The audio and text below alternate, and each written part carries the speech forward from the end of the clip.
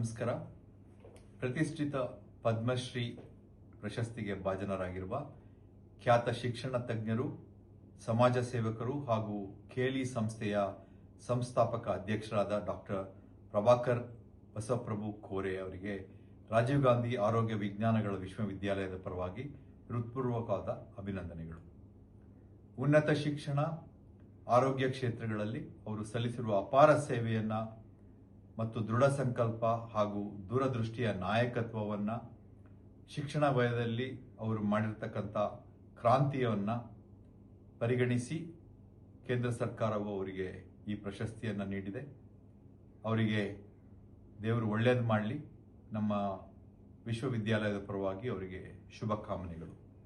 ಹಾಗೂ ಪದ್ಮ ಪ್ರಶಸ್ತಿಗೆ ಈ ಬಾರಿ ಭಾಜನರಾಗಿರ್ತಕ್ಕಂಥ ಮತ್ತೋರ್ವ ಕನ್ನಡಿಗ, ನಮ್ಮ ಹೆಮ್ಮೆಯ ಡಾಕ್ಟರ್ ಸುರೇಶ್ ಹನಗವಾಡಿ ಅವರು ಕರ್ನಾಟಕ ಹಿಮೋಫಿಲಿಯಾ ಸೊಸೈಟಿಯ ಸಂಸ್ಥಾಪಕರು ಹಾಗೂ ಈ ಹಿಮೋಫಿಲಿಯಾ ಎಂಬತಕ್ಕಂಥ ಅಪರೂಪದ ಹಾಗೂ ವಿರಳ ರೋಗದಿಂದ ಬಳಲುವ ಸಾವಿರಾರು ರೋಗಿಗಳಿಗೆ ಆಶಾಕಿರಣವಾಗಿ, ಮಾರ್ಗದರ್ಶಿಯಾಗಿ ಹಾಗೂ ಭರವಸೆಯ ಬೆಳಕಾಗಿ ಡಾಕ್ಟರ್ ಸುರೇಶ್ ಹನಗವಾಡಿ ಅವರು ಕೆಲಸ ಮಾಡ್ತಾ ಇದ್ದಾರೆ.